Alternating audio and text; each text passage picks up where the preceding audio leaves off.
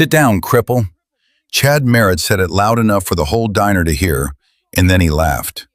The man he said it to had lost both hands in Helmand Province, carrying a wounded Marine out of a burning vehicle while enemy fire tore through everything around him. He had 2 Purple Hearts and more quiet dignity than anyone in that room had earned. Every person in Hartley's diner heard those words. Not one of them moved to help. Not one, except the woman in the corner booth who hadn't slept in 29 hours. Before we find out what she did next, if this story reaches something real in you, hit subscribe right now and drop a comment telling me what city you're watching from. I want to see exactly how far this truth can travel.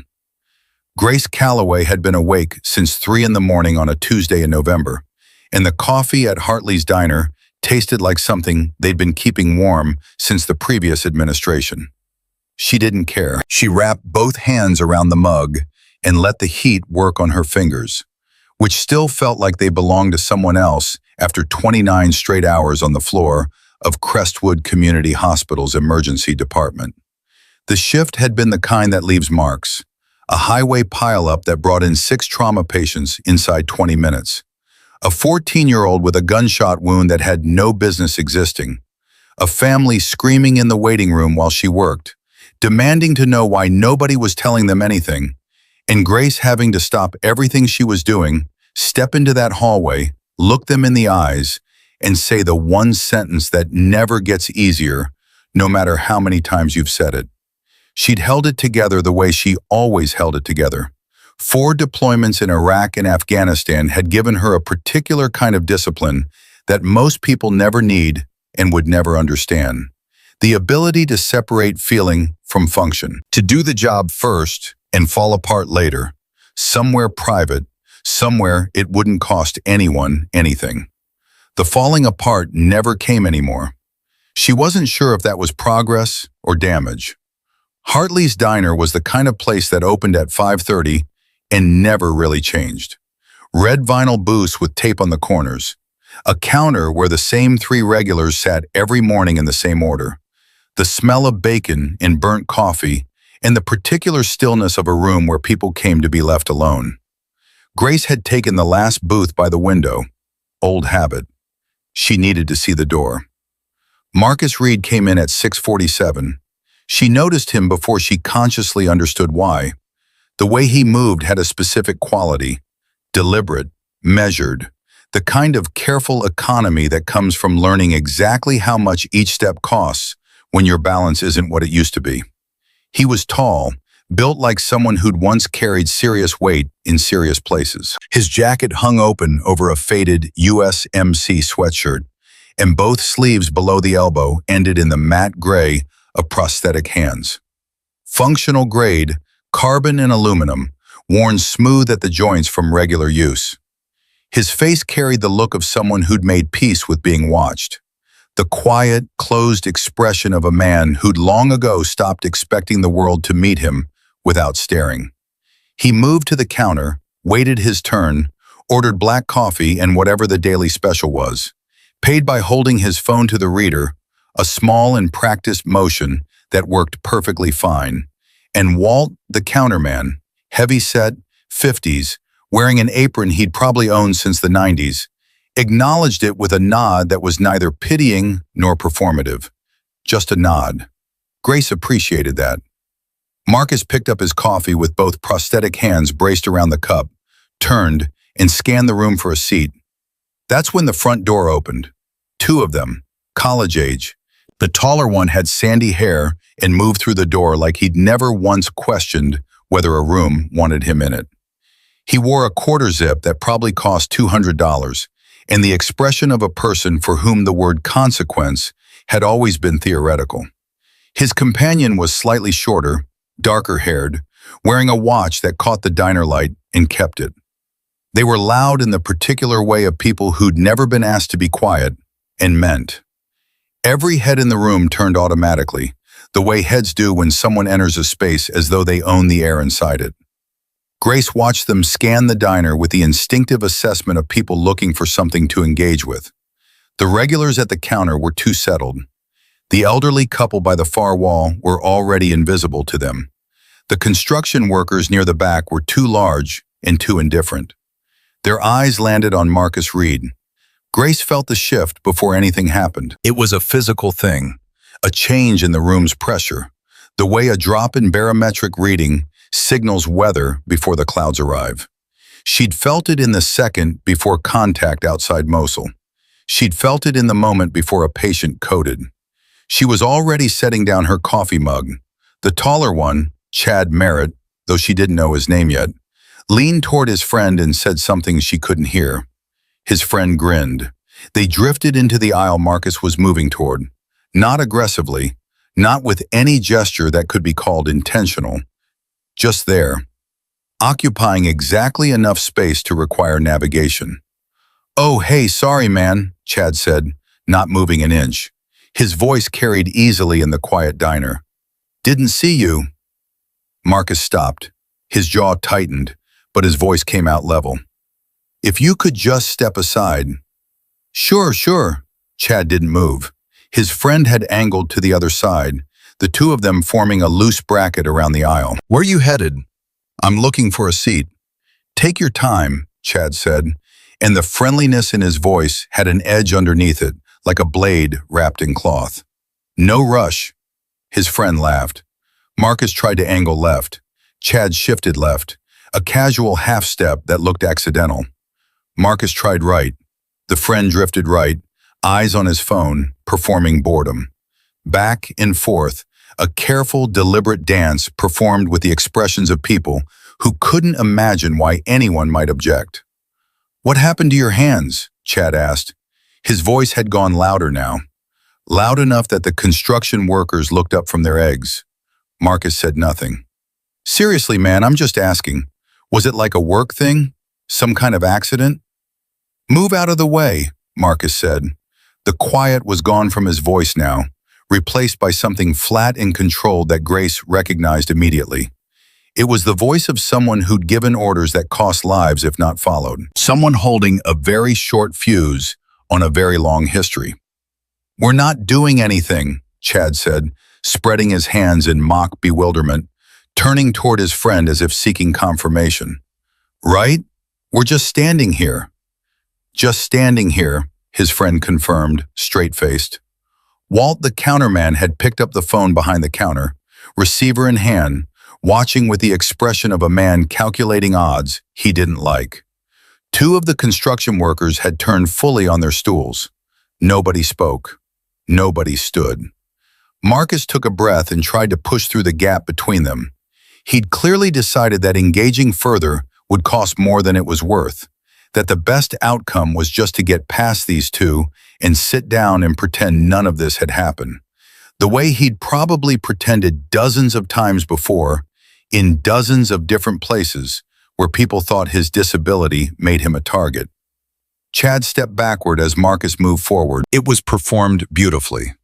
The movement of a person startled, stumbling, reacting, his shoulder catching Marcus at exactly the wrong angle, shifting his weight at exactly the wrong moment for a man balancing with prosthetics instead of hands. Marcus went down hard. The coffee cup hit the tile first, then his knees. His shoulder caught the corner of a table on the way down, and the sound of it, the sharp, full-body impact of a human being against hard floor, cut through every other sound in the diner and silenced them all completely. For 3 full seconds, no one moved. Then Chad Merritt started laughing. Not a surprise laugh, not nervous or awkward, a real one. Doubled over, hand on his friend's arm for balance, the kind of laughter that meant he'd been hoping for exactly this result and was delighted to have received it. His friend had his phone out already, camera running, tilting the angle to get Marcus on the floor in the shot. "Oh my God," Chad wheezed. He couldn't finish, still laughing. "Sir, you okay?" his friend said into the phone with mock concern, performing for whatever audience was forming on the other side of the screen. "Should we call someone? Do they make life alert for—" "Stop." Walt's voice came from behind the counter, hard and flat. "We didn't do anything," Chad said, catching his breath, still grinning. He fell. We were just standing there. Marcus was on the floor with one arm pressed to his ribs, and his face had gone to a color that Grace recognized. Not pain, something worse than pain. The deep, burning humiliation of a man being made helpless in public, being reduced to spectacle for the entertainment of people who hadn't earned the right to look at him. She'd seen that expression before, on soldiers who'd come home to discover their country had moved on without them, on patients who'd been told they were running out of time, on people who'd been broken in front of witnesses who looked away. She was already moving. She didn't rush, didn't make a sound, crossed the diner in 12 steps with the steady, deliberate pace she used approaching a trauma patient. No wasted motion, no signal of alarm, and knelt beside Marcus with her back to the two boys and her eyes on his. "Are you hurt?" she said, pitched low enough for him alone. Marcus met her eyes. He was somewhere between rage and grief, and the exhausted resignation of a man who had been in this specific kind of moment too many times. "I'm fine," he said. "Ribs? Wrist?" I said I'm fine. I don't need a nurse." The words had a softness at the edges that made them not unkind, just defeated.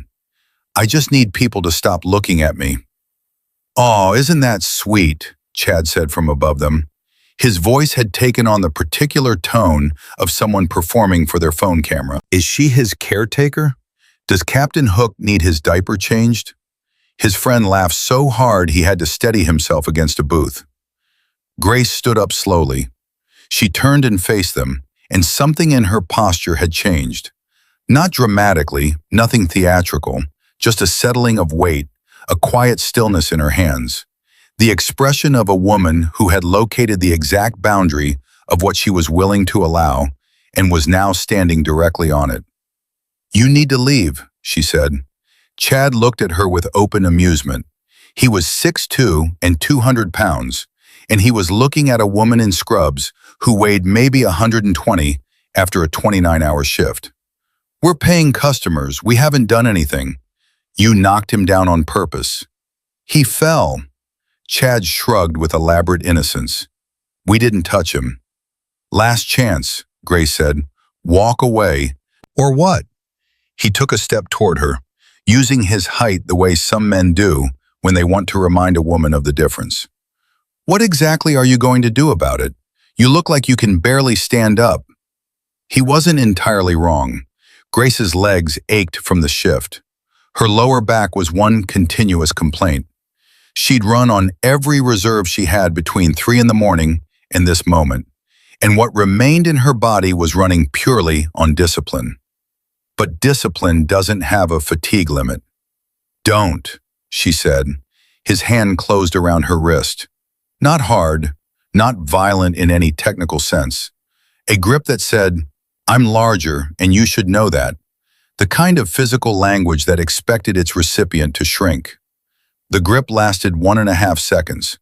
Grace rotated her wrist against his thumb, the weakest point of any grasping hand, and broke free with almost no effort. Her opposite hand locked onto his wrist before his brain had finished processing the surprise, and she stepped back and pulled, using his own forward lean against him, redirecting his momentum straight toward the floor.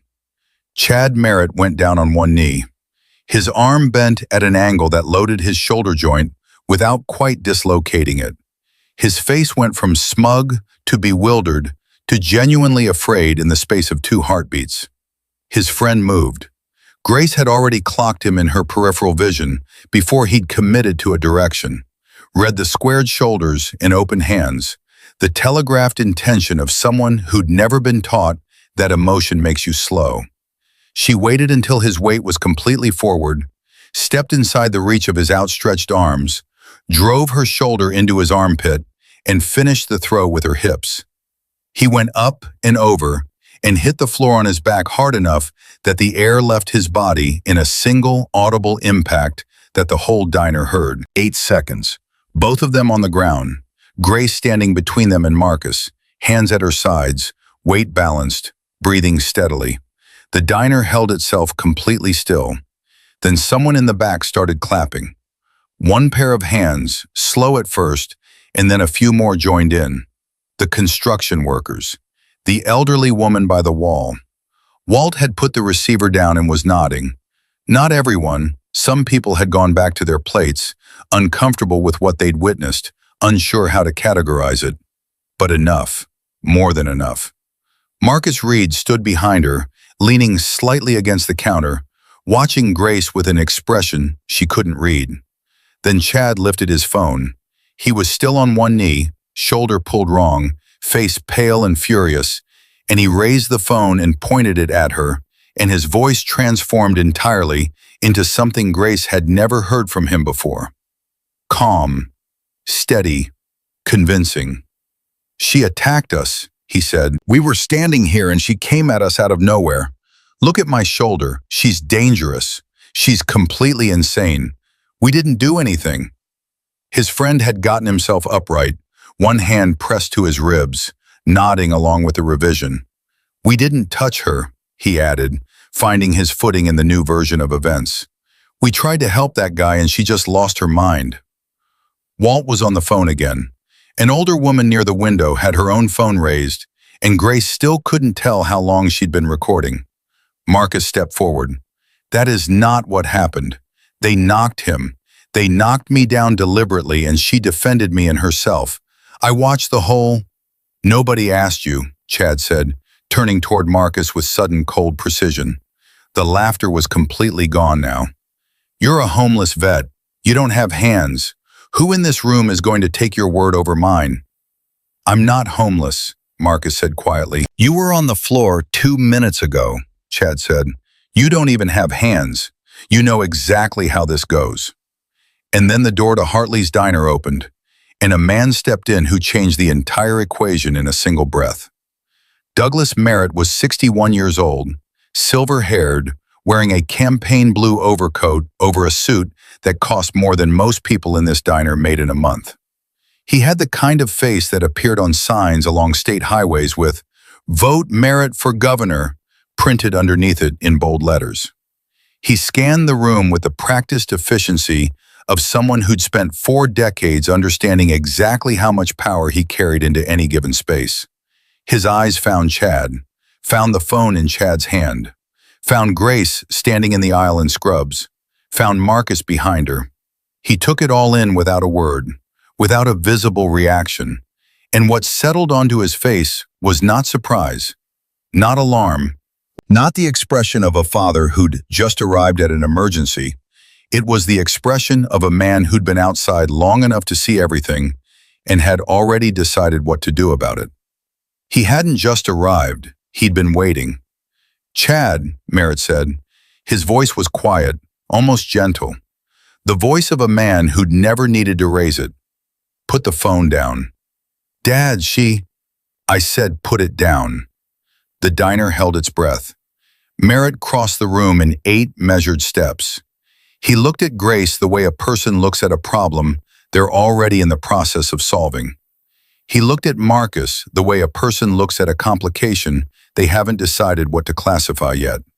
He placed one hand on Chad's good shoulder, turned toward the 2 officers who came through the door 30 seconds behind him, because of course he'd made that call before he walked in, and said perfectly, quietly, reasonably, "Gentlemen, I believe there's been an incident." Grace stood in the middle of Hartley's diner with the adrenaline already beginning to crash through her system, watching a United States senator with a re-election smile rearrange reality in real time, and she understood with complete clarity that the fight in the diner had been the easy part. The older officer looked at her, then at the 2 boys, then at Marcus Reed standing behind her with his prosthetic hands and his Marine Corps sweatshirt and the expression of a man who'd already seen this particular ending before. The officer's jaw tightened almost imperceptibly. "Ma'am," he said, "I need you to come with us." Grace looked at Marcus one last time. He met her eyes, and what she saw there wasn't gratitude or helplessness or defeat. It was something harder than all of those, Something that looked almost like the moment before a decision is made. She nodded once. She put her hands behind her back, and when the handcuffs clicked shut around her wrists in a diner, where she had only wanted coffee, Grace Calloway closed her eyes and held onto the one thought she'd learned to carry through every impossible situation the last 15 years had thrown at her. This is not how it ends. The processing room at Crestwood Police Department smelled like industrial cleaner and old coffee, and the particular staleness of air that had been recycled through too many difficult conversations.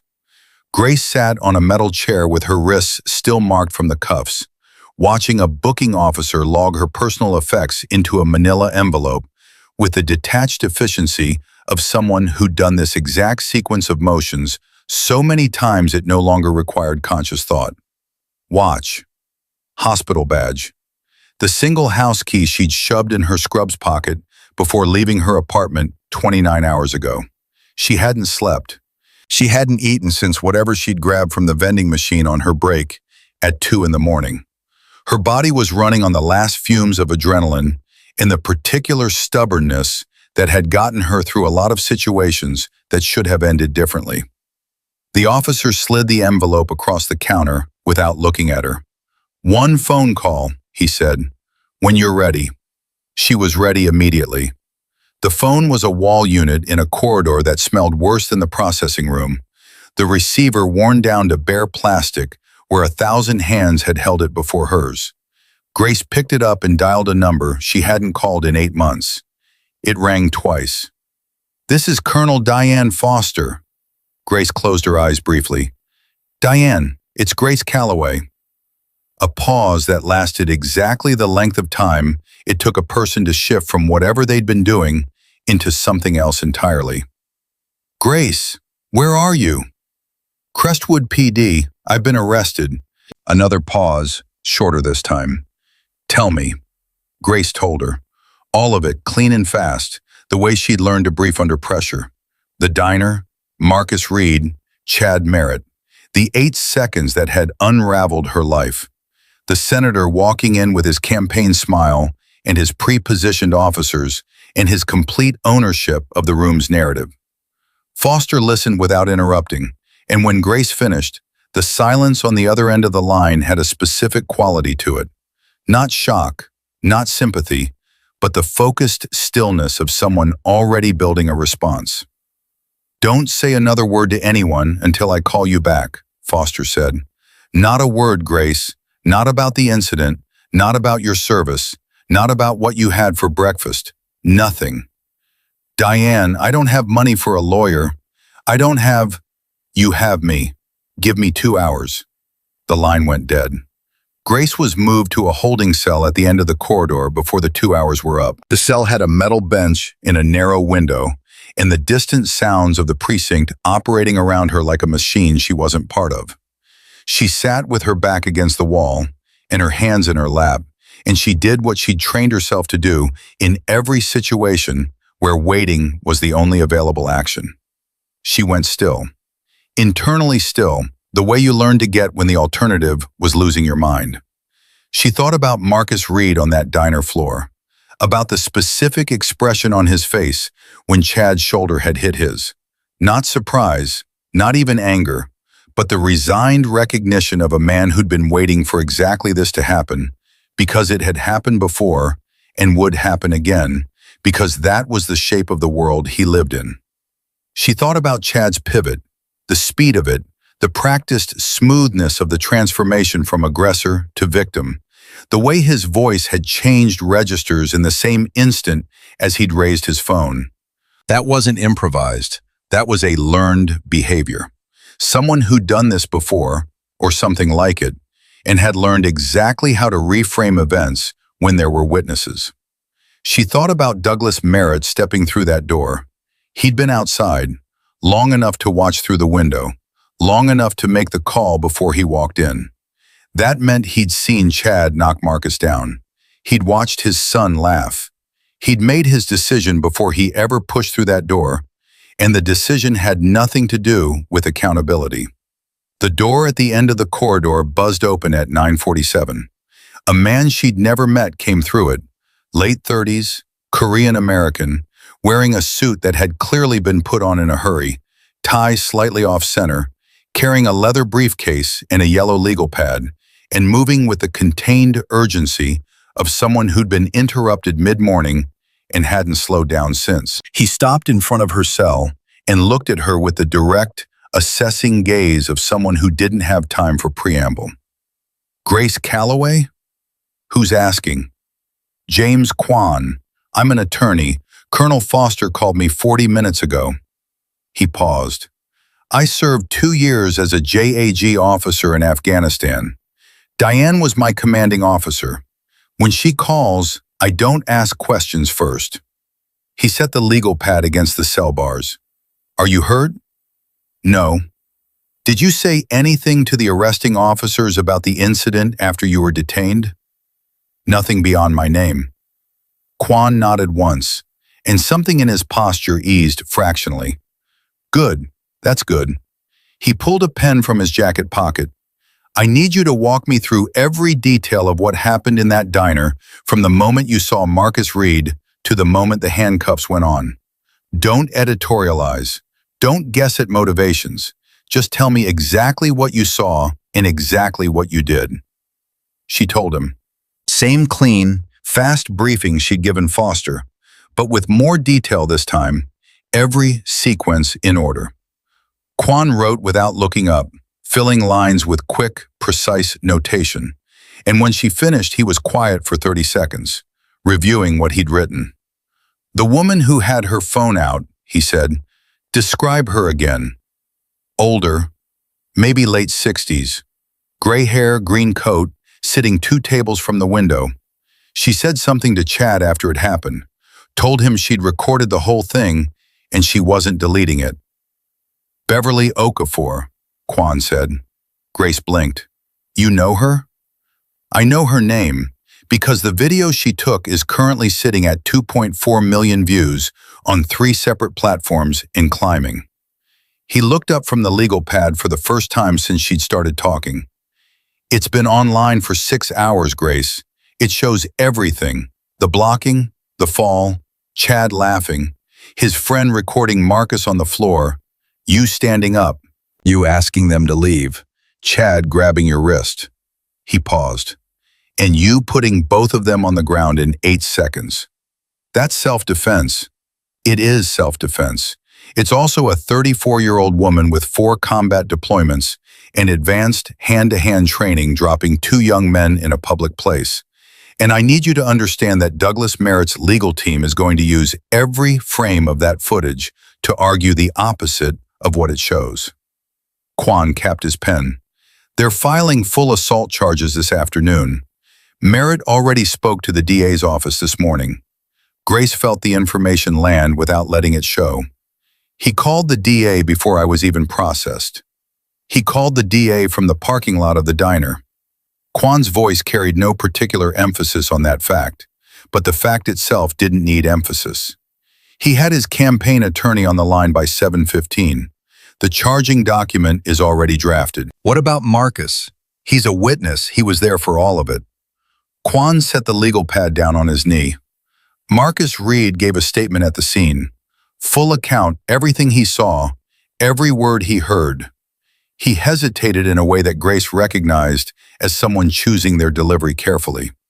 Merritt's attorney is already filing a motion to have his testimony excluded on competency grounds.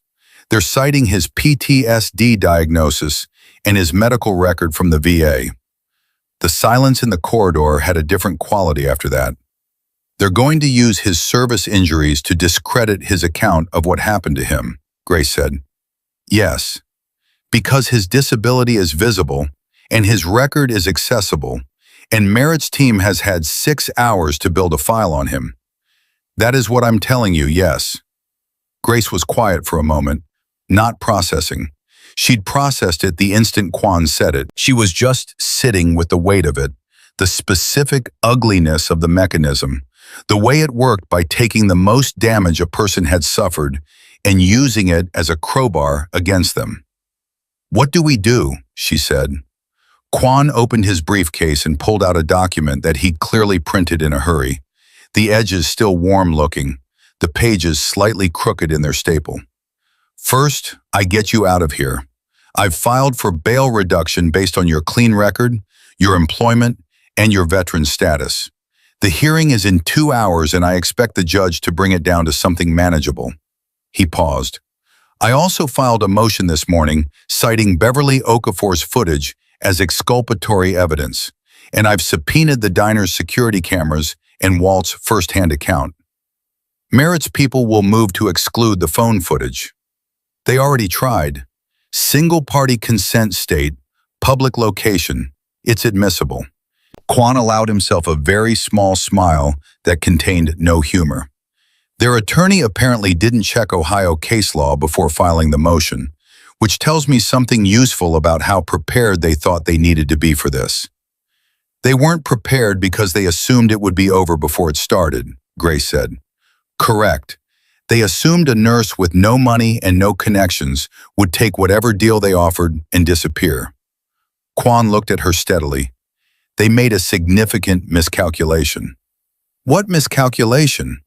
He turned his phone toward her through the bars. The screen showed a social media post, a veterans group, 38,000 members, with a screenshot of Beverly Okafor's video and a single question posted above it. Is anyone else watching this? Where are we on this? The post had 412 comments. Grace scrolled down 3 lines and stopped. Staff Sergeant Donna Brewster, Fort Campbell. I'm watching. Who do I call? Corporal Antoine Lewis, San Diego. Already sharing. This woman needs a defense fund. Master Sergeant Roy Hicks, Georgia. I know 3 attorneys who owe me favors. Working on it. And below that, hundreds more. Names and ranks and locations and offers of testimony and money and presence and the specific collective fury of people who recognize the shape of what was being done to Grace Calloway and to Marcus Reed because they had felt that shape pressed against their own lives before. How many? Grace said. As of 40 minutes ago, the veteran support thread had 840 responses across 6 platforms. Foster has been on the phone since 5 this morning coordinating. Quan took the phone back. There are currently 37 veterans in the parking lot of this precinct who drove here this morning. Some of them drove from 2 states away. Grace didn't say anything for a long moment. I don't know these people, she finally said. No, but they know what happened to you, and they know what it means. Quan returned the phone to his pocket. Here's what I need you to understand. Douglas Merritt is running for governor on a law and order platform. He has deep relationships with the DA's office, with 2 sitting judges, and with 3 of the 5 members of the hospital board that suspended you this morning. Grace's head came up sharply. The hospital? Crestwood Community put you on administrative suspension at 8:45. They cited the pending criminal charges. Quan met her eyes without flinching. Merritt made that call personally. The board chair is a campaign donor. She absorbed that. Hospital suspension meant she couldn't work. Couldn't work meant no income. No income meant no ability to sustain a legal fight against a man who had unlimited resources and had already spent 6 hours removing every support structure she had. That was the strategy. Not just the criminal charge. The criminal charge was the weapon they waved in front of her so she wouldn't notice the ground being removed from underneath her feet. He's doing to me what he did to Marcus, Grace said slowly. He's using the most vulnerable parts of my situation as leverage. Yes. Taking away income, access to resources, making it impossible to fight without capitulating. Yes. Quan closed the briefcase, and it would work on most people. He stood.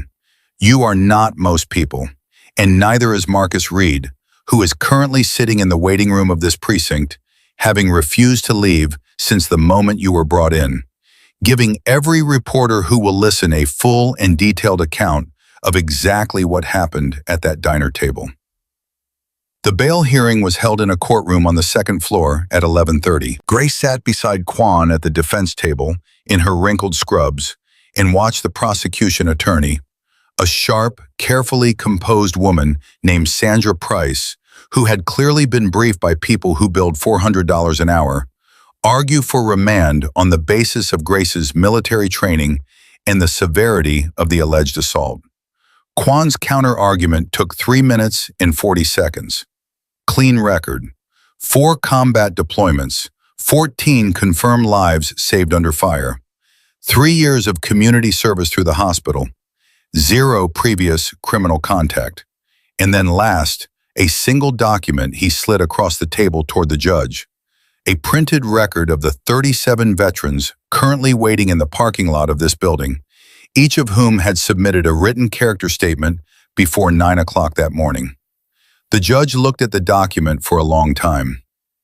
"Bail is set at $5,000, she said, cash or bond." Merritt's attorney stood immediately. "Your Honor, the state requests." "I heard the state's request, Counselor. The motion is denied." The judge looked at both tables with an expression that carried no warmth for anyone present. "This matter will proceed to trial. I want both parties to understand that I'm aware of the public attention this case has generated, and I expect the proceedings in my courtroom to reflect the seriousness of that responsibility. We're done here." Grace walked out of the courthouse into cold November air and found Marcus Reed standing at the bottom of the steps. He'd changed his jacket since the diner. He was standing without leaning on anything, both prosthetic hands at his sides, watching her come down the steps with an expression she still couldn't fully read. "You're out," he said. "For now." I told them everything, every detail. They tried to tell me I was confused, that the stress of the fall had... "I know," Kwan told me. She stopped on the last step, so they were eye level. "Thank you for staying." Marcus was quiet for a moment, and when he spoke, his voice had the particular quality of someone saying something they'd been holding for a long time. "I had a VA appointment this morning, 3rd rescheduling in 2 months. When they knocked me down in there, I'd already been awake since 4, trying to figure out how to get there on the bus because my van is in the shop and I can't afford..." He stopped, started again. "The point is, I was already having the kind of morning where you start to feel like you don't exist, like you're just paper moving through systems that were never actually designed for you." His jaw tightened. "And then those kids looked at me like I was funny." Grace said nothing. She let him finish. "You stood up," Marcus said, "not because you knew me, not because you had any reason to." He looked at her directly. "I've been trying to figure out the last thing someone did for me just because it was right, and I honestly cannot remember." The parking lot behind the courthouse had 37 people in it, some in uniform, some not, some standing in clusters talking quietly, some alone. One of them, a woman in army service dress with gray threading through her hair and the bearing of someone who'd commanded large numbers of people through difficult things, broke away from the group and walked toward the steps. Colonel Diane Foster covered the distance quickly and stopped in front of Grace with the expression of a woman who'd been up since before dawn, managing variables she hadn't created. "You look terrible," Foster said. "I feel worse," Grace said. Foster's eyes moved to Marcus. She studied him for 3 seconds with the frank, non-intrusive assessment of someone who'd cataloged hundreds of soldiers' situations. "Marcus Reed," she said. It wasn't a question. "Yes, ma'am." "Staff Sergeant, 3rd Battalion, 7th Marines, Helmand, 211 to 213. She paused. "I read your service record this morning. I wanted to know who this was about." She held out her hand, the deliberate choice to offer it low, within the comfortable reach of his prosthetic, unhurried. "What happened to you in that diner was wrong. What's being done to Grace because she responded to it is wrong."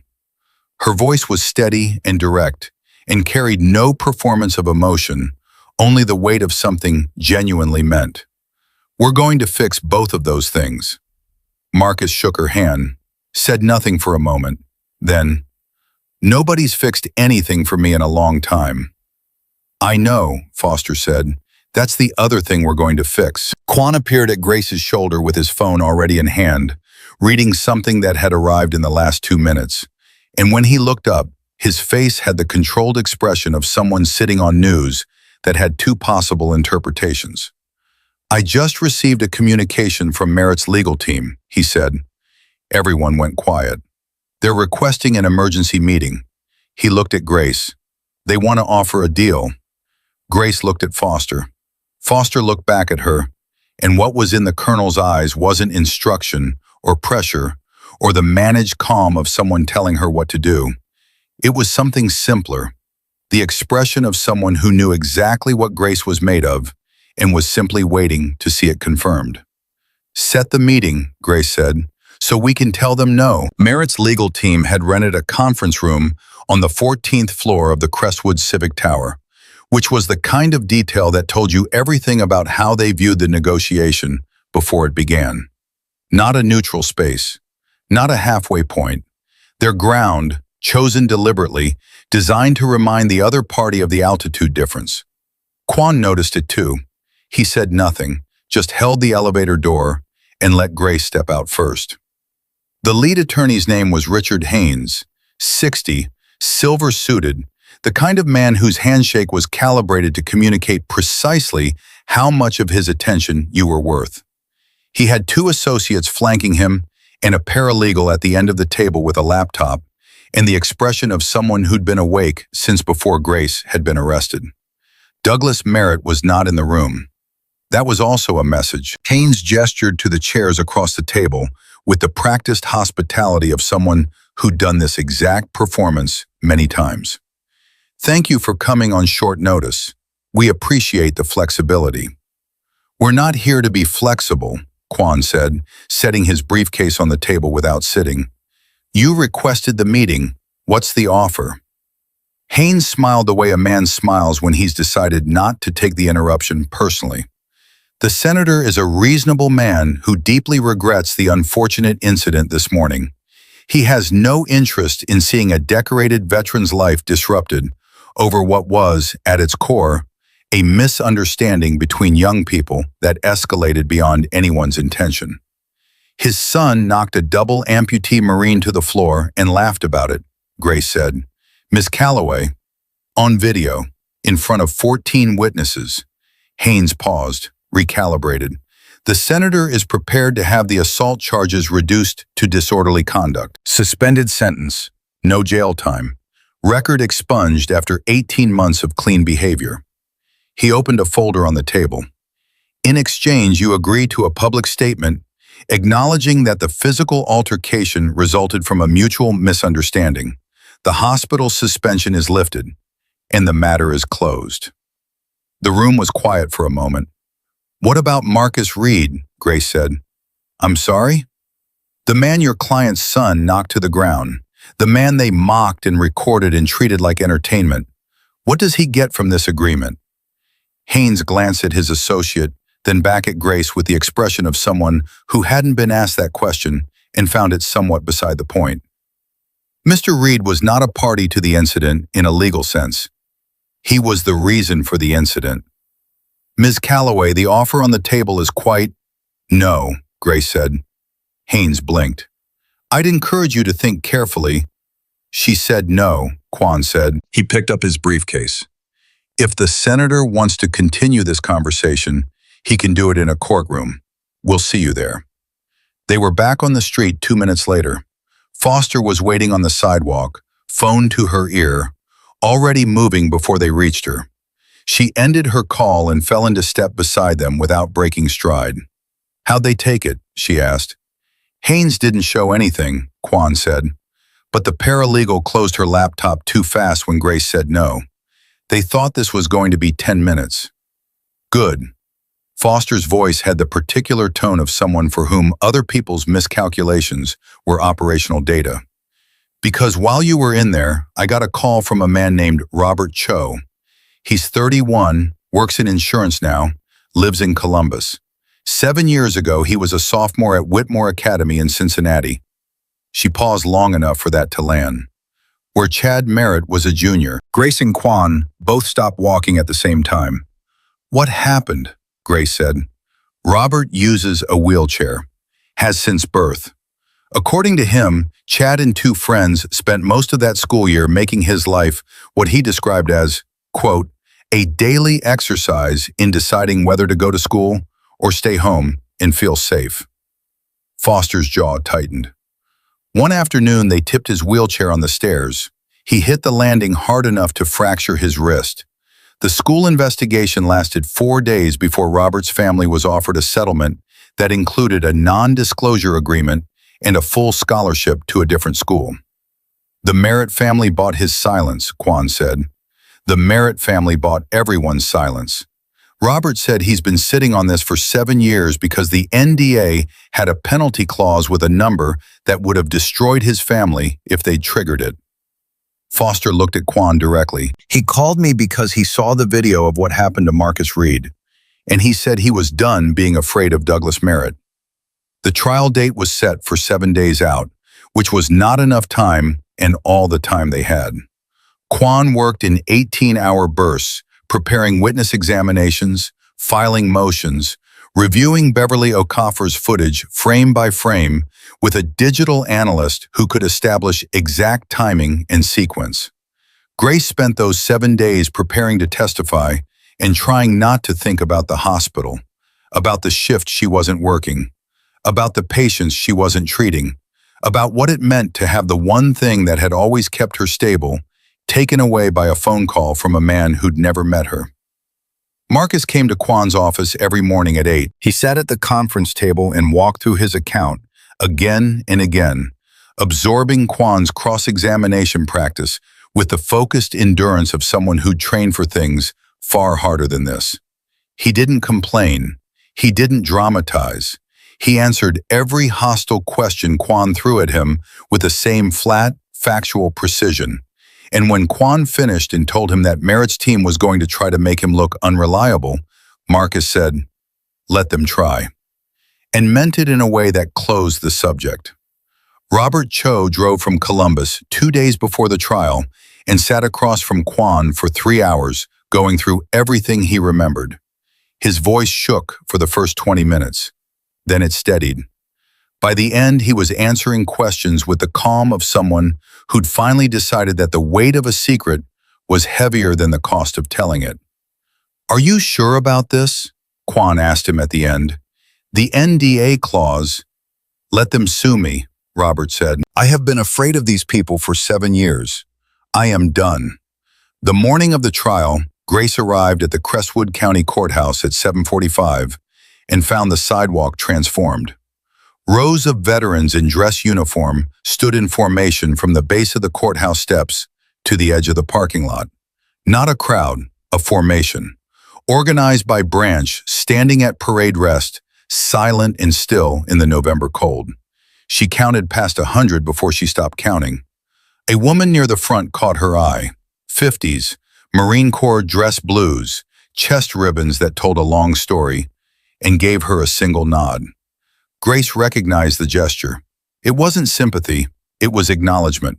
One service member to another. "We see you. We're here." She kept walking and didn't let herself fall apart until she was inside the building, with her back against a wall in a corridor where no one could see her. And even then she allowed herself exactly 30 seconds before she straightened, breathed, and moved toward the courtroom. Foster was already at the defense table with Quan, reviewing documents. Marcus sat in the first row of the gallery in his dress uniform, with his service ribbons and his prosthetic hands folded in his lap. And when Grace sat down at the defense table, he caught her eye and gave her the same look she'd seen in the diner when she'd first knelt beside him. Not gratitude exactly, something more complicated and more durable. The prosecution table was occupied by Sandra Price and 2 associates, and a man Grace didn't recognize who was sitting behind the bar with a leather portfolio and the practiced, invisible presence of someone who advises rather than performs. Merritt's handler, she figured, monitoring the investment. Douglas Merritt sat in the front row of the gallery in a suit that was slightly less expensive than his campaign events one. The deliberate choice of a politician performing modesty.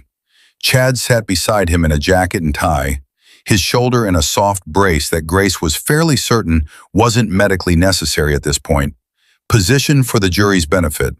Judge Patricia Weston called the court to order at 9 o'clock sharp. She was 62, black, with close-cropped gray hair and reading glasses on a chain, and she surveyed the packed courtroom with the expression of someone who'd seen this kind of public theater before and intended to run her proceedings exactly the same way, regardless.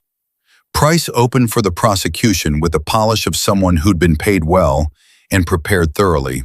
She was controlled, persuasive, and she did exactly what Quan had predicted. She turned Grace's military training into the weapon. She used words like hypervigilance and disproportionate response, and the particular dangers of combat conditioning in civilian environments. And she walked the jury through a version of the diner in which two young men had been standing peacefully when a highly trained combatant had perceived a threat that did not exist and responded with lethal skill to a situation that required only words. She was good. Grace watched two jurors nodding along and made herself sit perfectly still. Quan's opening was shorter and didn't waste a syllable. He played 37 seconds of Beverly Okafor's footage on the courtroom screen. Not the whole thing, just the blocking, just the fall, just the laughter, just Chad's hand closing on Grace's wrist. He let it run in silence and then turned to the jury and said, "That is what the prosecution is asking you to ignore." He sat down. Price called Chad Merritt to the stand first. He was composed, well coached. He spoke about the diner in the measured, regretful tones of someone recounting a trauma, voice calibrated to convey vulnerability without weakness, the son of a politician who'd grown up watching his father perform for audiences.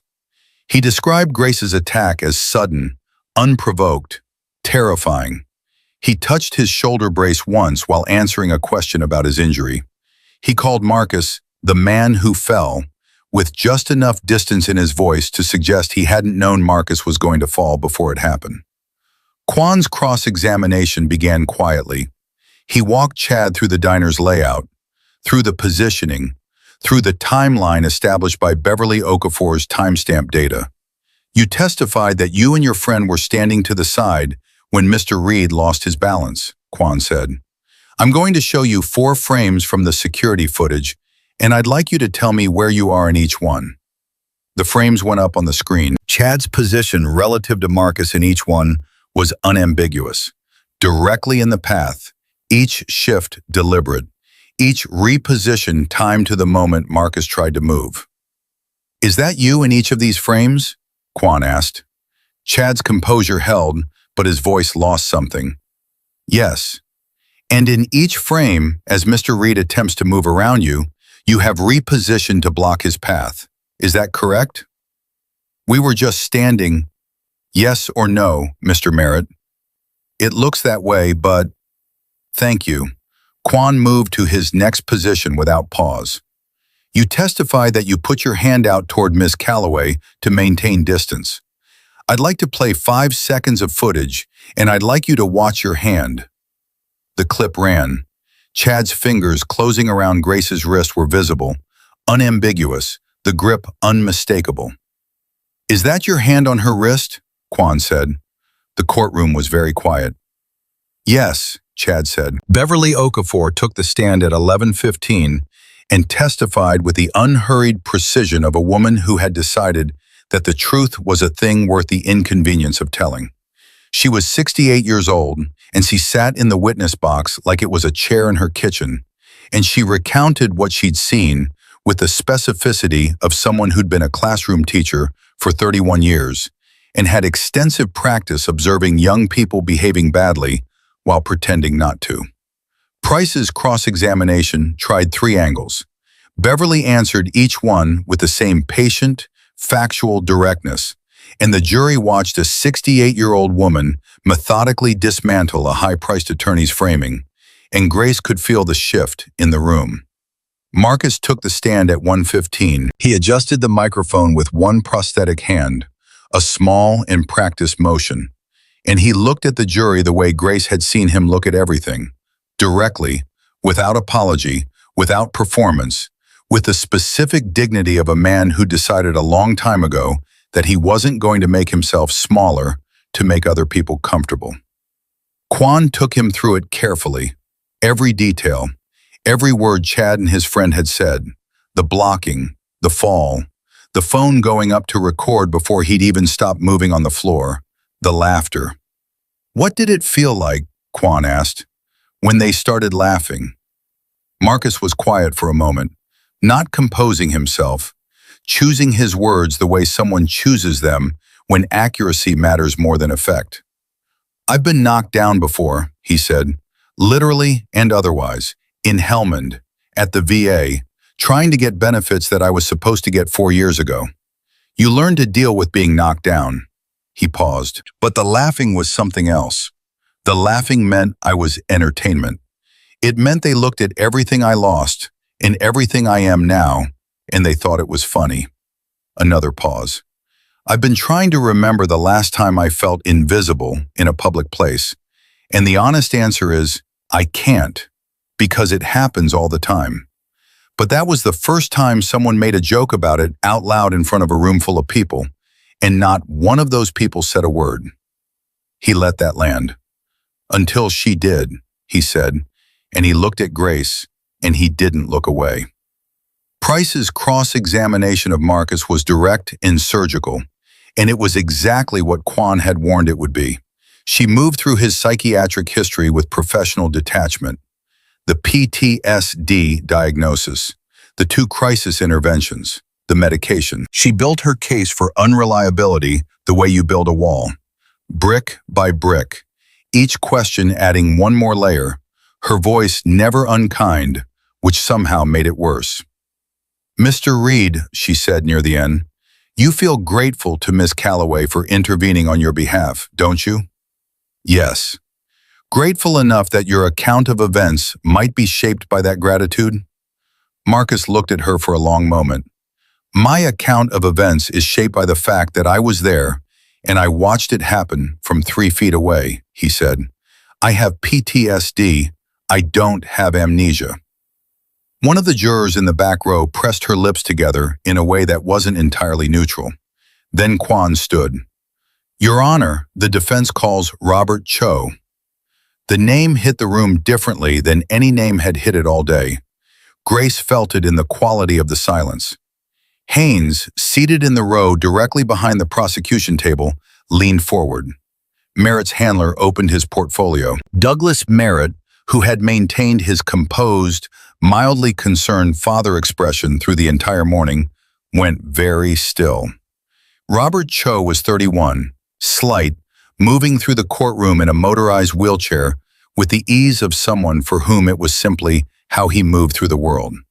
He took the oath, settled the microphone, and looked at Quan with the expression of someone who'd made a decision and was done second-guessing it. Quan established his background in 3 questions. Then, "Mr. Cho, do you know the defendant Chad Merritt?" "Yes, we were students at Whitmore Academy in Cincinnati. He was a junior when I was a sophomore." "Can you describe your experience at that school?" Price was on her feet before Robert finished drawing breath. "Objection, relevance. The witness's experience at a school 7 years ago has no bearing on the events of this trial." "Your Honor," Quan said, "this testimony goes directly to pattern of behavior and credibility. The prosecution has characterized the incident in the diner as spontaneous and isolated. This witness establishes that it was neither." Judge Weston looked at both attorneys. The courtroom held its breath.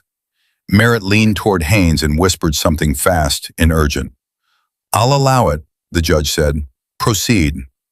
Robert Cho described what happened at Whitmore Academy with the methodical clarity of someone who'd been turning the memory over in his hands for 7 years and knew every edge of it. The blocking, the comments, the daily accumulation of small humiliations that were each individually dismissible as accidents or jokes or misunderstandings. And then the stares. "He tipped your wheelchair," Quan said. "He and 2 of his friends, yes." "Were there witnesses?" 6 students saw it happen. What was the outcome? My family received a settlement offer 4 days later, full scholarship to a different school, medical expenses covered, and a non-disclosure agreement that my parents were told carried a financial penalty we couldn't afford. Robert paused. I signed it because I was 17 and scared, and my parents were trying to protect me. I've been living with that decision for 7 years. Why are you here today? Quan asked. Robert looked past him, directly at the jury. Because I watched the video of what happened to Marcus Reed in that diner, and I recognized every single thing I saw. The blocking, the performance of innocence, the way Chad's face looked after Marcus fell. His voice was steady, utterly steady. I signed a document that was supposed to protect my family, and instead it protected him. I watched him walk away without consequences, and I told myself there was nothing I could do. He paused. There's something I can do now. The courtroom was completely silent for a moment that lasted long enough to become something else. Not just quiet, but a kind of collective reckoning. The sound of a room full of people processing what it meant that this young man had been bought into silence at 17 and had carried it until a video from a diner in November gave him somewhere to put it down. Douglas Merritt stood up, not loudly, not dramatically. He simply stood, and the movement pulled every eye in the courtroom to him. And when he spoke, his voice had lost the campaign smoothness entirely. It was the raw, unguarded voice of a man who just watched a wall he'd paid to build come down. That agreement is legally binding, he said. He has no right to... Mr. Merritt, Judge Weston's voice cut through the room like a door closing. Sit down. Your Honor, my attorney, sit down, or I will have you removed from this courtroom. The room waited. Merritt sat. Weston looked at him for a long, measured moment. Then she looked at Price, whose professional composure had developed a visible crack running right down the center of it. Then she looked at Quan. Does the defense have additional witnesses? Yes, Your Honor, Quan said. The defense calls Colonel Diane Foster. And in the gallery behind the defense table, the rows of veterans in uniform sat in absolute silence. And in that silence was everything. Every year of service and sacrifice and neglect, and the particular rage of people who'd given everything to a country and watched that country's systems protect the wrong people, over and over, until a woman in scrubs had stood up in a diner and refused to let it happen one more time. Foster walked to the stand with the bearing of someone who'd testified before congressional committees and found courtrooms considerably less intimidating. She settled into the chair, adjusted nothing, and looked at Quan with the patient attention of someone ready to work. What she said over the next 22 minutes didn't just establish Grace Calloway's character. It established, with the precision and authority of a decorated senior officer who'd reviewed every action report from 4 deployments, that Grace Calloway had been in situations that would have justified far more force than she had used, and had chosen restraint every single time, not because she couldn't do otherwise, but because that was who she was. When Price rose for cross-examination, she asked 2 questions, received 2 answers that helped her case approximately 0, and sat back down. The afternoon session was almost over when Quan's associate slipped a folded note onto the table beside him. Quan read it without expression. Then he read it again. Then he leaned toward Grace and said, very quietly, I need you to stay completely calm when I tell you this. Tell me, someone on Merritt's team reached out to Beverly Okafor this morning, before the session started, offered her $40,000 to change her testimony. Grace went very still. She recorded the call, Quan said. She sent the recording to my office 40 minutes ago. Every word of it. He folded the note and placed it in his breast pocket.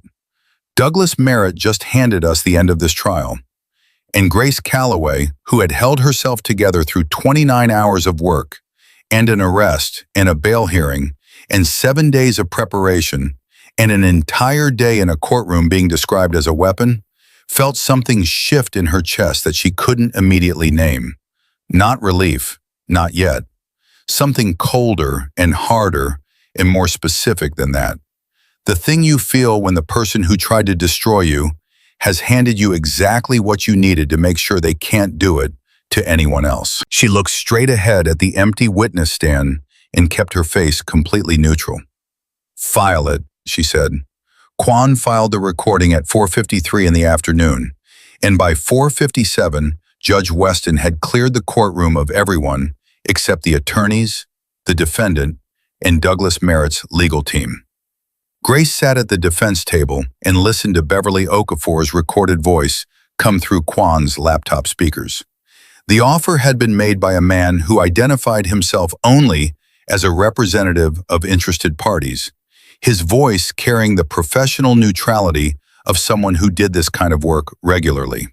$40,000 deposited into any account Beverly chose in exchange for a revised statement that repositioned the timeline of events in the diner. Nothing dramatic, just enough to create reasonable doubt about who grabbed whom first. Beverly had said very clearly that she would need to think about it. Then she'd ended the call and immediately dialed Quan's office number, which she'd had since the first day he'd interviewed her as a witness. And she'd said, "Someone just tried to bribe me. I recorded it. Do you want it?" Judge Weston listened to the full 2 minutes and 40 seconds of audio without moving. When it finished, she took off her reading glasses, set them on the bench, and looked at Richard Haynes with an expression that had passed through anger and arrived somewhere considerably colder. "Mr. Haynes," she said, "is your client in this building?" Haynes had the particular pallor of a man who just watched a controlled situation become uncontrolled and was calculating faster than he could speak.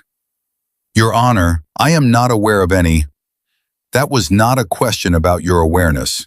I asked if your client is in this building." A pause. "He was in the gallery, Your Honor." "Have him brought to this courtroom immediately." Merritt came in 3 minutes later with the expression of a man who'd been told something was wrong, but hadn't been told what, which meant he was still composing the version of events he intended to present. He read the room in 2 seconds. Haynes's posture, Weston's expression, the recording equipment on the table, and his face went through a sequence of adjustments so fast that most people would have missed them. Grace didn't miss them. "Senator Merritt," the judge said, "I have just heard audio evidence suggesting that an attempt was made today to financially influence a witness in an active criminal proceeding in my courtroom." She let that sit for a moment. "I want you to understand the seriousness of what I am telling you before you say a single word." Merritt turned to Haynes. Haynes gave the smallest possible shake of his head, the universal attorney gesture for "do not speak." Merritt spoke anyway. "Your Honor, I can assure you that I have no knowledge of any—" "Senator," Weston's voice dropped a register in a way that suggested she was done with the performance. "I have been on this bench for 19 years. I have heard every variation of that sentence that exists." She looked at him for a long, level moment. "I am referring this matter to the district attorney's office for investigation into witness tampering. I am also issuing an order requiring you to surrender your passport and remain within the state pending that investigation." She picked up her glasses. "Court resumes tomorrow morning at 9. I strongly suggest both parties use the evening productively." The corridor outside the courtroom had the specific charged quality of air after a lightning strike. Merritt's team clustered at the far end, voices low and urgent. Haynes was on his phone before the door had fully closed behind him. Merritt stood slightly apart from his attorneys, with his arms crossed and his jaw set, and for just a moment, before he reassembled the expression of a man in control of his situation, Grace saw what was underneath it. Not remorse, not shame, something harder and more honest than either of those. The look of a man who had never genuinely believed this moment was possible, and was now recalculating everything he'd built his life on. "He's going to try to settle tonight," Quan said quietly beside her. "Full capitulation, drop all charges, financial compensation, public statement. They'll want it done before morning so the tampering investigation doesn't have a trial to attach itself to. Can they do that? Marcus asked. He'd come out of the courtroom behind them, moving with the careful deliberateness Grace had learned to recognize as something other than limitation. It was attention. Marcus Reed paid attention to every room he was in, every conversation he was near, with the focused awareness of a man who'd spent years watching people underestimate him and learning from each instance. Procedurally, yes, Quan said. The charges can be dropped by the prosecution at any point before verdict. The tampering investigation is separate and not something they can simply close with a check. He looked at Grace. But the offer will be significant, enough to make refusing it feel unreasonable to most people. How significant? Foster asked. I'd expect them to open at $200,000. They'll go higher if Grace holds. The number landed in the corridor with a weight that Grace felt physically. $200,000 was more than twice her annual salary. It was her car loan and her remaining credit card debt and 3 years of student loans paid off simultaneously. It was the security she'd never had and had stopped expecting to find. She thought about the apartment where she'd eaten breakfast alone that morning 7 days ago, before any of this, before the arrest and the trial and the formation of veterans outside a courthouse. She thought about Marcus on that diner floor. She thought about Robert Cho signing an NDA at 17 because his family couldn't afford the alternative. What happens to the tampering investigation if we settle? She said. Quan was quiet for a moment. The DA's office proceeds independently. It's not contingent on whether you continue the trial. So Merritt faces consequences either way.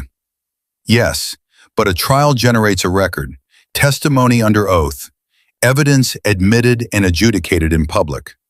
A settlement generates a confidentiality clause and a number that makes the problem disappear. Grace looked at Marcus. He was watching her with the same expression he'd used on the witness stand when he talked about feeling invisible. Not asking her for anything, not applying pressure, just present, waiting. We go back tomorrow, Grace said. Quan nodded once like he'd expected nothing else. Foster's expression didn't change, but something in her posture eased in a way that suggested she'd been holding tension she hadn't shown. Marcus said nothing. He just nodded, and in the nod was everything he hadn't said on the witness stand and probably wouldn't say anywhere. That this mattered beyond the outcome, that the act of refusing to disappear was itself a form of the thing they'd both been trained for. That some positions were worth holding even when the cost was real. Quan's phone rang at 7:40 that evening. Grace was at his office, working through the next day's preparation, eating takeout that tasted like cardboard and necessary fuel. Quan looked at the screen, showed her the name, Haynes, and answered on speaker.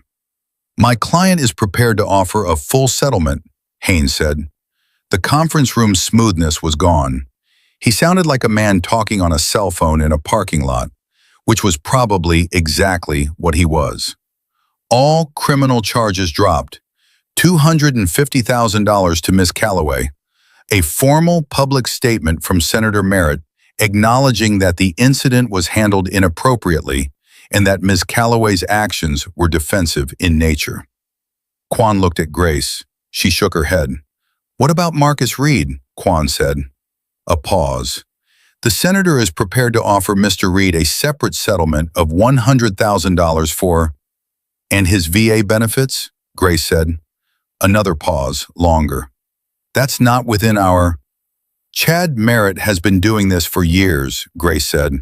Robert Cho. Whatever other names are in whatever other ND as your client has been buying. A check to Marcus Reed doesn't address any of that. Miss Calloway, I'd encourage you to consider...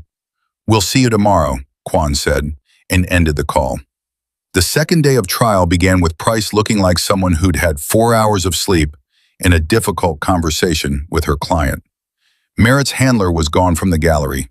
Chad sat beside his father with the expression of a young man who'd spent the night being told things he hadn't wanted to hear. Quan called Grace to the stand at 9:15. She walked to the witness box and sat down and looked at the jury with the same directness she brought to trauma patients. Nothing performed, nothing managed, just the honest, tired, undecorated face of a woman who'd been awake for 29 hours when she'd walked into a diner and made a decision she was still paying for and would make again. Quan took her through it slowly, not dramatically. The shift, the coffee, Marcus coming in, the blocking, the fall, the laughter, every detail laid out in sequence with the quiet specificity of a medical report. Because that was how Grace's mind organized things under pressure. And because the jury could feel the difference between testimony that was constructed and testimony that was simply true. When you stood up, Quan said, what did you intend to do? Help him up, check if he was hurt. That's what I'm trained to do. Did you intend to confront the two men? I intended to make them leave. Why?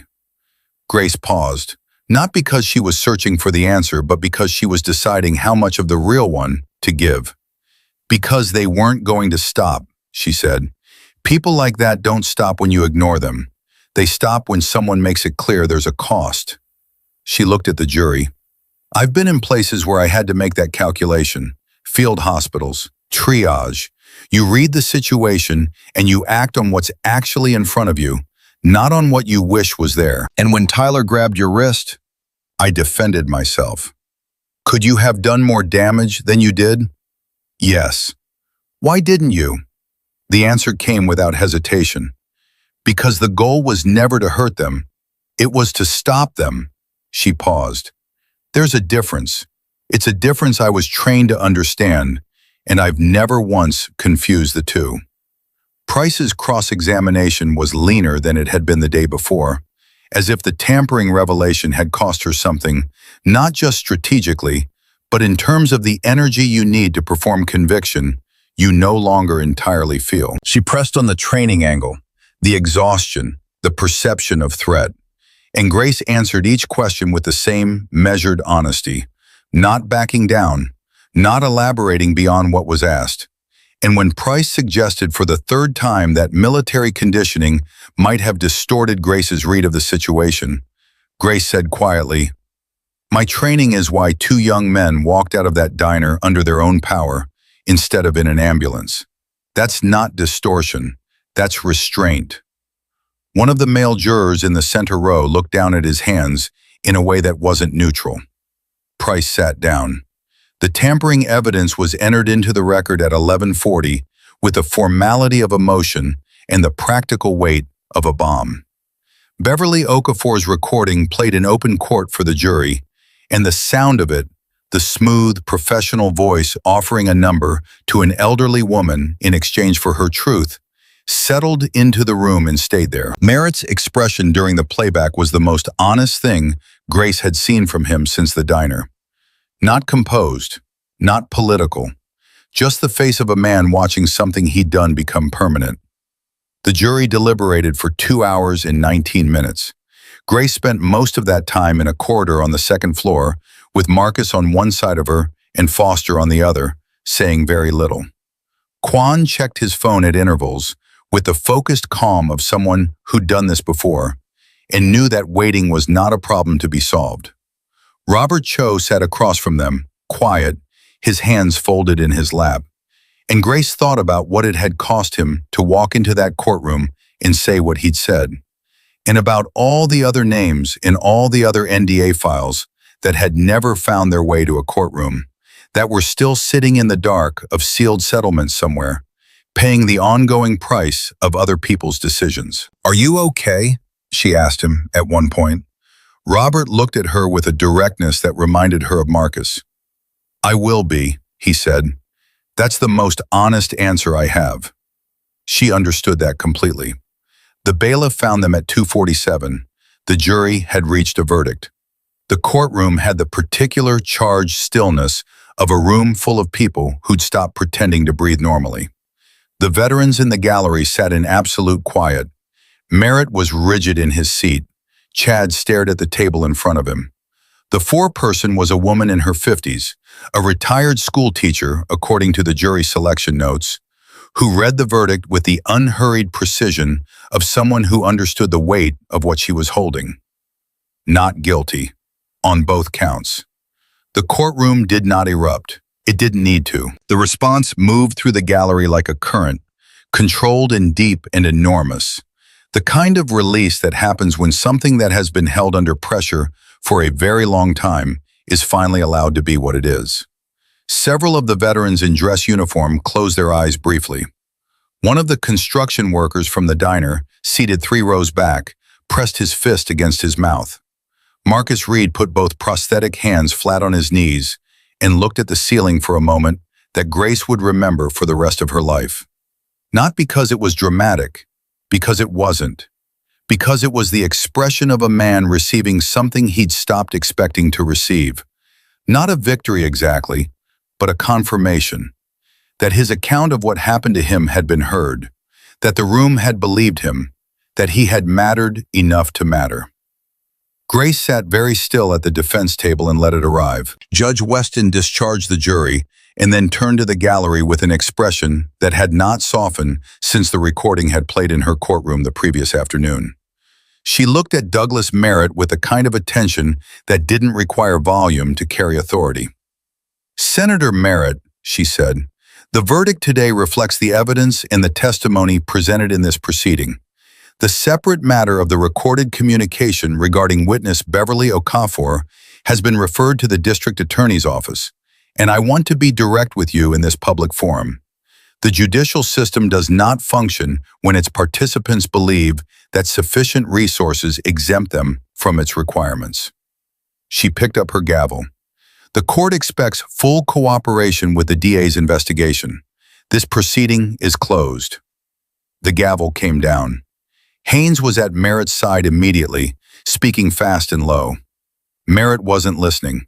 He was looking at Chad, who was looking at the table, and for just a moment, before the handlers and the attorneys and the machinery of crisis management closed in around them, Grace saw something pass between father and son that had nothing to do with legal strategy.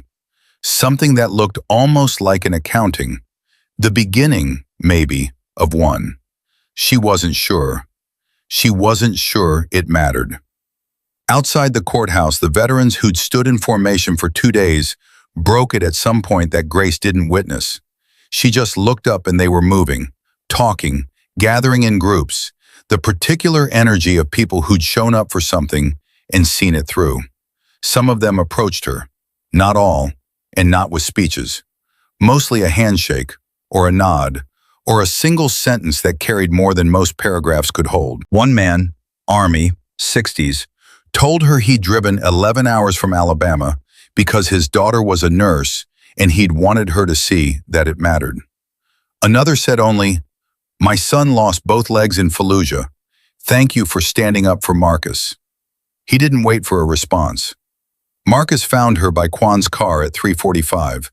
He walked up without his veteran formality, the dress uniform slightly less perfect now that the day was done, and he looked at her with an expression that had changed since the diner. Not transformed, changed. Like something that had been locked had been unlocked without anyone making a ceremony of it. "What happens now?" he said. "For you?" "For both of us." Grace thought about it. The hospital reinstatement that Quan was already preparing to demand, leveraged against the tampering evidence and the verdict. The 3 years of Marcus's VA benefits that had been delayed through obstruction and bureaucratic indifference. The training program that Dr. Angela Foster, no relation, had reached out about the previous week. A curriculum development position at University Medical, building crisis intervention protocols for healthcare workers. The work that had been interrupted and the work that was waiting. "Forward," she said, "same as always." Marcus was quiet for a moment. Then, "I have a VA appointment next Tuesday, 4th reschedule. I was thinking, if it gets canceled again, I might need someone with me who knows how to hold a room." Grace looked at him. "Is that a request?" "It's an observation," he said, "about how some situations benefit from having backup." Foster appeared at Grace's shoulder with her phone in her hand, and the expression of a woman who was already 3 steps into the next problem. "The DA's office just issued a statement," she said. "They're opening a formal investigation into witness tampering and obstruction of justice. They named Merritt by office." She paused. "His campaign manager resigned 20 minutes ago." Quan looked up from his own phone. "The hospital board just sent a letter. They want a meeting tomorrow morning. I expect we'll have a reinstatement offer before lunch." The November air was cold and clean, and Grace stood in it feeling something she couldn't immediately name. Not relief. Relief was what you felt when the danger passed. This was different. This was the feeling of having been in a fight that cost real things and come out the other side not diminished, but changed. Harder in some places, softer in others, with a clearer sense of what she was willing to spend herself on. She looked at Marcus, at Foster, at Quan shuffling documents in the cold with his tie still slightly off-center, at Beverly Okafor, who had materialized from somewhere and was talking to Robert Cho with the intent, focused expression of someone exchanging information that mattered. At the last few veterans making their way to their cars, to their long drives home, to the lives they'd interrupted to show up for something they decided was worth showing up for. This was not what she'd been looking for when she'd walked into Hartley's diner 29 hours into a shift, wanting nothing more complicated than coffee and silence. But it was what had happened, and she had the specific, bone-deep knowledge of a person who'd learned to tell the difference between the life you planned and the one that turned out to matter. This one mattered. Marcus picked up his coffee cup from the hood of Quan's car, one prosthetic hand steady around it, and raised it slightly in her direction. "To standing up," he said. Grace picked up her own cup. It had gone cold an hour ago. "To standing up," she said. And somewhere across the parking lot, a reporter who'd been covering the trial for 3 days wrote the first line of a story that would run the next morning in 14 papers and reach the desks of 3 VA administrators and a subcommittee chair who would spend the following week explaining to her staff why Marcus Reed's benefits case had been sitting in a drawer for 4 years. But none of that had happened yet. Right now there was just the cold air and the 2 cups and the specific silence of people who'd been through something and were still standing. It was enough. For now, it was more than enough. The hospital board meeting lasted 41 minutes, which was 39 minutes shorter than the suspension had taken to deliver. Quan sat beside Grace at the conference table with the tampering evidence and the not guilty verdict and the quiet, immovable patience of a man who had nothing left to negotiate from except a position of complete strength. In the board chair, a cautious man named Gerald Fitch, who had made the call to suspend Grace at Douglas Merritt's request and had been visibly uncomfortable about it ever since the recording played in open court, offered reinstatement with full back pay before Quan had finished his opening statement. "We acted without sufficient investigation," Fitch said, looking at a point slightly above Grace's left shoulder. "The board deeply regrets the disruption to your career and your—" "I'd like to return to my shift rotation on Monday," Grace said. Fitch blinked. "Of course, we can arrange. I'd also like a written commitment from the board that no future employment decisions regarding any staff member will be subject to external political pressure." Grace kept her voice level. "In writing, before I sign anything." The silence in the room lasted 6 seconds. Then Fitch looked at the board attorney. The board attorney nodded fractionally. "We can have that language drafted by end of day," Fitch said. Grace signed the reinstatement papers at 10:45. She was back on the floor of the emergency department by Monday morning. The DA's investigation into Douglas Merritt moved faster than anyone expected. The recording of Beverly Okafor's bribery call was the foundation, but it turned out not to be the structure. Within 10 days of the verdict, the investigator assigned to the case had identified 2 other instances in which Merritt's representatives had approached witnesses or potential witnesses in matters involving Chad, including a settlement from 4 years earlier involving a college student whose formal complaint against Chad had been withdrawn after her family received a payment that was never reported to the relevant disciplinary board. Robert Cho's NDA was invalidated as part of the proceedings. He didn't call Grace when he found out. He called Marcus, because somewhere in the weeks since the trial, they had arrived at a friendship that had grown up between them quietly, the way things grow when they have real soil under them. Marcus called Grace from the parking lot of a coffee shop, his voice carrying something she hadn't heard in it before. Not joy exactly, the sound of a weight being set down. "They voided it," he said. "Robert's free." "How is he?" A pause. "He said he hasn't felt this light in 7 years. Another pause. "I told him I understood that." The federal charges against Douglas Merritt were filed on a Thursday, 6 weeks after the verdict. Witness tampering, obstruction of justice, using campaign funds to facilitate non-disclosure agreements in matters involving a minor, which elevated the charges and attached a separate count that his attorneys immediately identified as the most dangerous to fight. He surrendered his passport at the federal building at 9 in the morning, and by afternoon, the story had replaced everything else at the top of the news cycle. Grace found out from Beverly Okafor, who texted her a news link with a single sentence below it. He thought his money made him untouchable. Turns out it just made the evidence trail easier to follow. Grace read the text twice, set her phone down, and went back to the chart she'd been reviewing. She had a patient, 63, presenting with chest pain that had 3 possible explanations and required her full attention. Merritt could wait. The patient couldn't. That was the thing about the work. It didn't pause for justice. It didn't pause for anything. It just kept arriving, in ambulances and on foot and in the middle of the night, requiring everything you had. And Grace had spent 15 years learning that the work was not an interruption of her life. It was the point of it.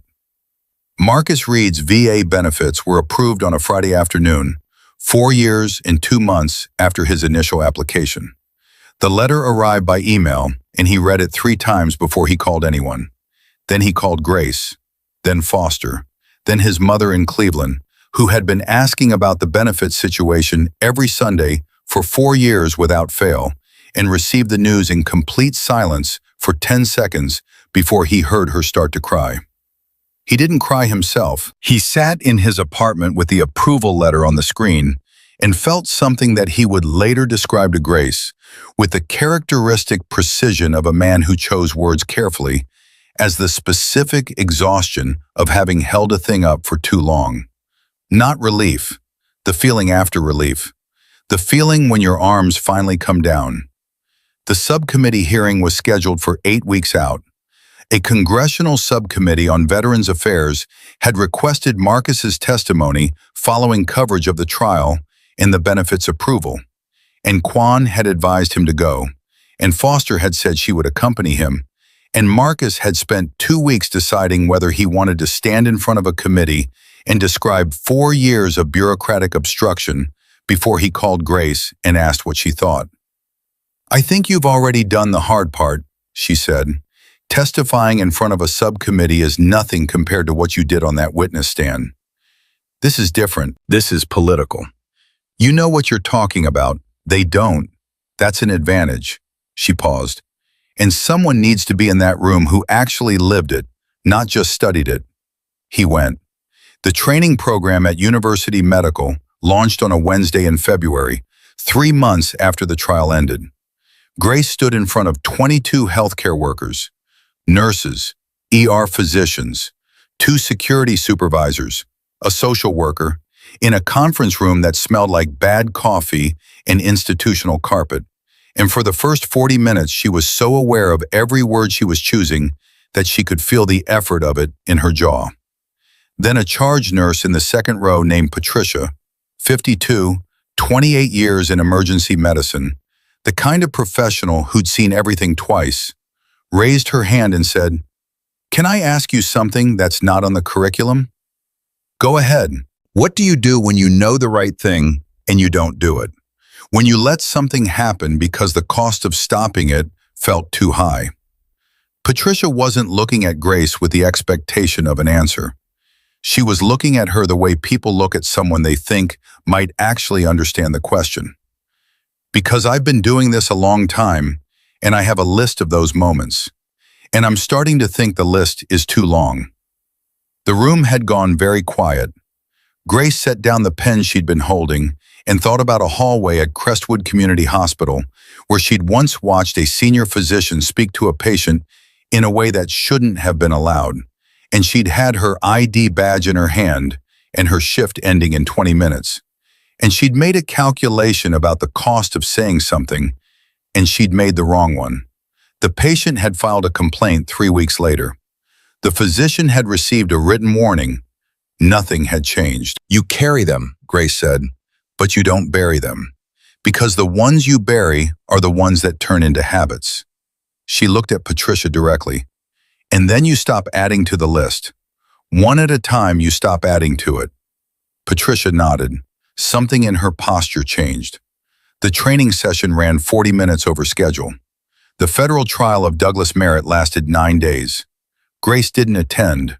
She followed the coverage the way you follow weather, aware of it, monitoring the direction, not standing in it.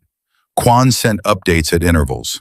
The testimony of Beverly Okafor took 40 minutes and was described by a reporter covering the trial as the most effective witness of the proceeding. A 68-year-old retired teacher from Lagos, Ohio, who answered every cross-examination question with the patient exactness of a woman who had decided she was done being managed. The verdict came on a Tuesday, guilty on 4 counts. The judge sentenced Merritt to 7 years and noted in his statement from the bench that the defendant had demonstrated throughout the proceedings a consistent inability to distinguish between personal power and legal authority, and that the sentence was calibrated to provide adequate time for that distinction to become clear. Chad Merritt was not charged federally. His exposure was civil, and the cases brought by Robert Cho and 2 other former students whose NDAs had been voided were proceeding through a different process at a different pace. He was working at a hardware store in Columbus.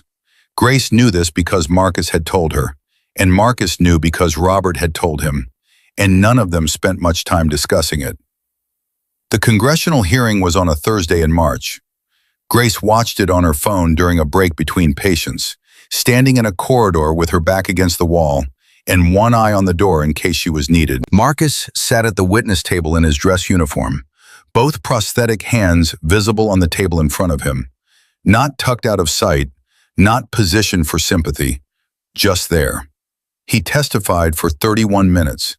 He described the application process, the delays, the rescheduled appointments, the forms submitted and lost and resubmitted, the phone calls that went unreturned, the specific weight of learning that your country had processes nominally designed to help you that functioned in practice as a system for wearing you down until you stopped asking.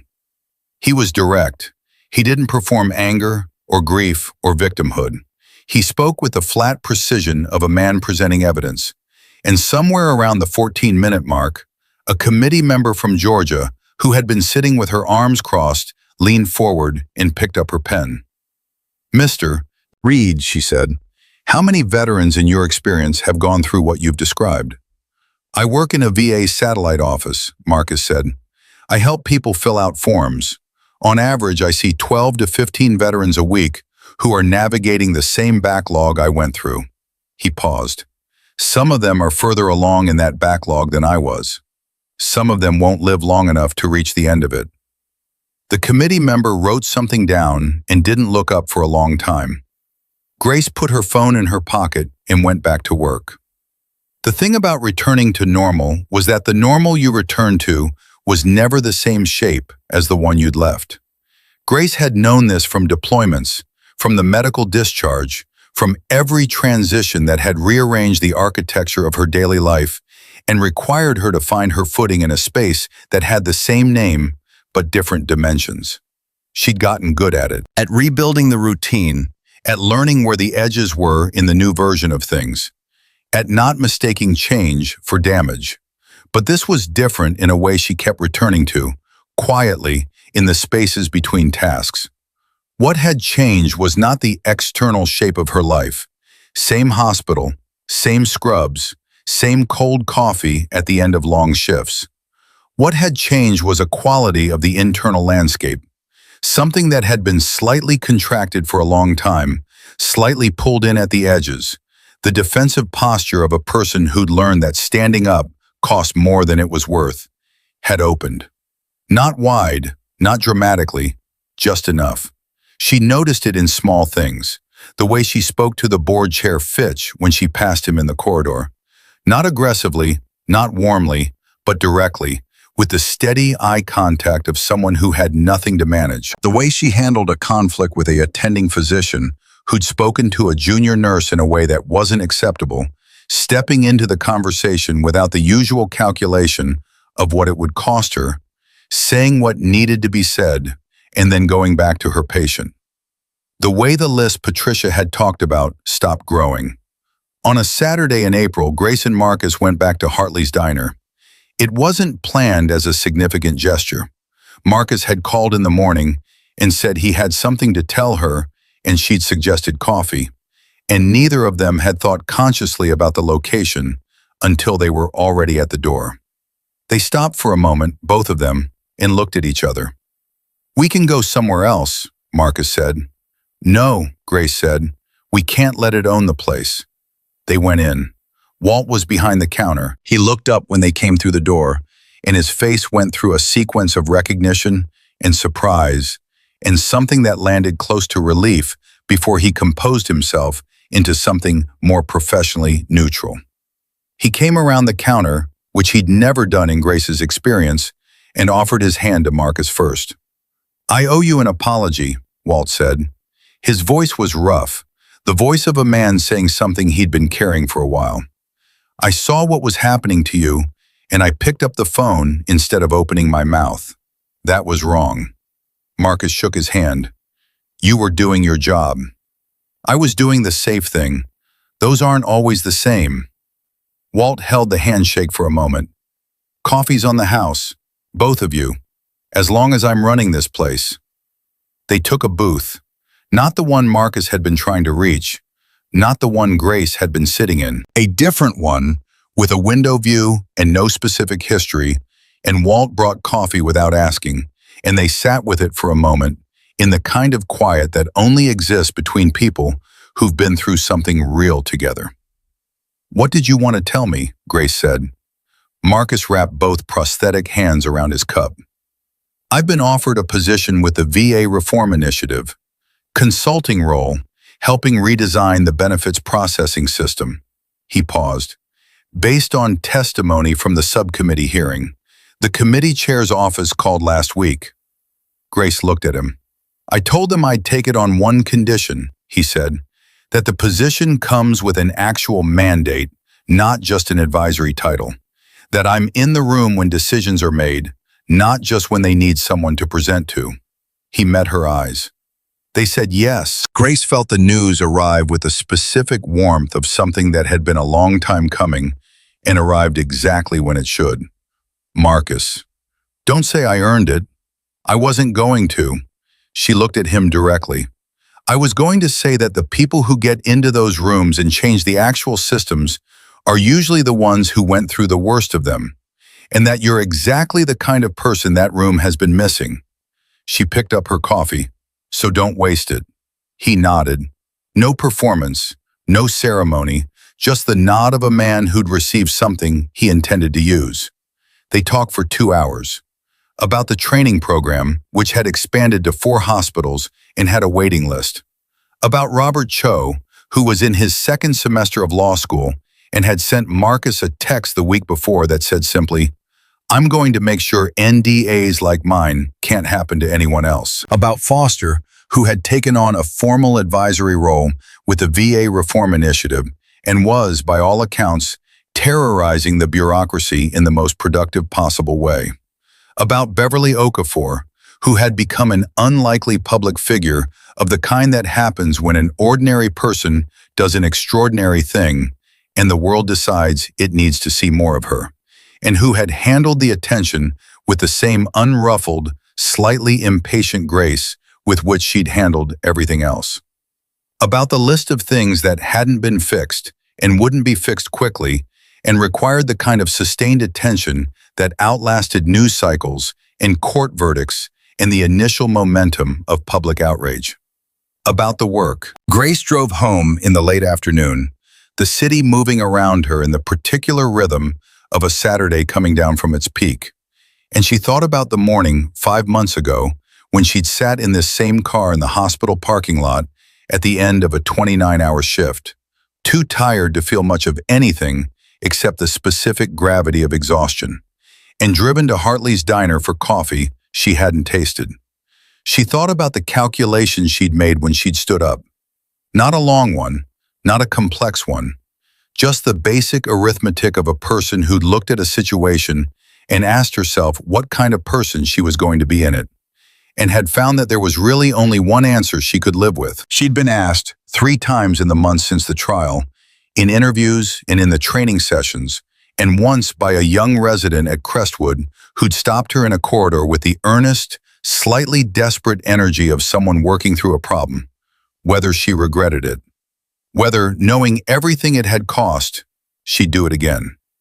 Every time she gave the same answer, not because it was the right thing to say, because it was true. Her phone buzzed on the passenger seat, a text from Marcus, 2 words, first day. She smiled and typed back 2 words of her own, make it count.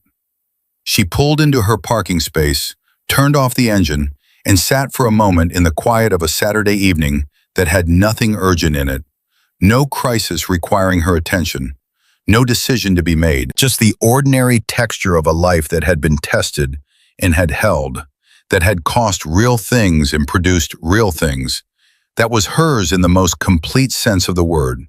Not the life she'd planned, not the one she'd imagined at 22 when she'd signed the enlistment papers, but the one she'd actually built, action by action, choice by choice, in the spaces between the plan and the reality. She got out of the car and walked to her door and went inside. Some people wait their whole lives for a moment that will tell them who they are. Grace Calloway already knew. She'd learned it on a Tuesday morning in November, in a diner where a man who had given everything hit the floor, and every person in the room looked away except one, and that one was her. And that was enough, and it would always be enough, because the person who stands up when everyone else sits down doesn't need the world to remember it. They just need to know they didn't look away.